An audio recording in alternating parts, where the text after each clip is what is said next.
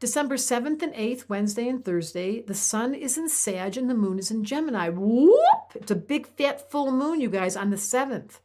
And not only is the sun in Sag, the moon in Gemini, but right next to the moon is Mars. This happens and it's a full moon. And I'm going to tell you something. The moon in Gemini, big moon in Gemini, with Mars, the male energy, standing right there on the moon. And I'm going to tell you something.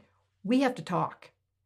These people are funny, they're honest, they have a lightheartedness. You know, when you meet somebody and you're like, why are they so juju? Like, why do they have so much chi? Why do they have so much get up and go? They're going for a ski, then they're going to go for a holiday, then they're going to go change their tires in the car for the neighbors. Like, they've got this incredible generosity of energy. That's what a full moon in Gemini is like. But because you're born with Mars and the moon, and some of you have this, together, that male energy sitting on the moon in Gemini, I've got to talk, I've got to wiggle, I've got to have people, and I've got to socialize. Now, there's 6 planets immutable. A baby born with this has an excessive amount of chi. We have Venus and Sag and the sun. Then we have Neptune and Jupiter in Pisces. And then opposite the Sag, we have Moon and Mars in Gemini.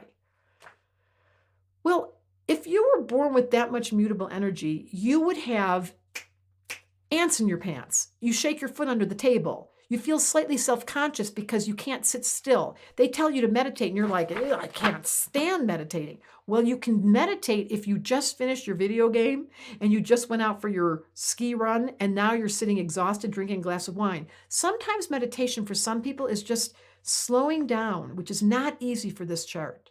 A full moon and 6 planets immutable, they have ants in their pants, and they're the kids that drive you crazy. I'm an astrologer. When I look at that kid's chart, I say, Mom, you've got to get books out, Mars and Gemini, Moon and Gemini. You got to tell them about watching National Geographic. You got to tell them about watching videos from Disney and getting their minds to ask questions. You've got to use this person's intellect. Otherwise, they have ADHD. They have multiple personalities. They want to change their clothes. And then you feel like something's wrong with them.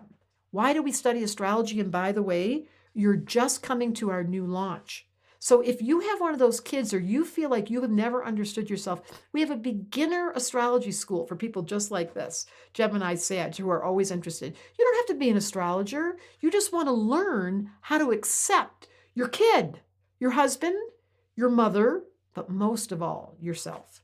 So why do we study astrology under a full moon with the moon and Mars together and sun and Sag? Because we know that the point of this exercise is to wake up inside the dream, become conscious of your character, accept the diversity of others, and then all of a sudden you're speaking astrology and making people feel okay about themselves.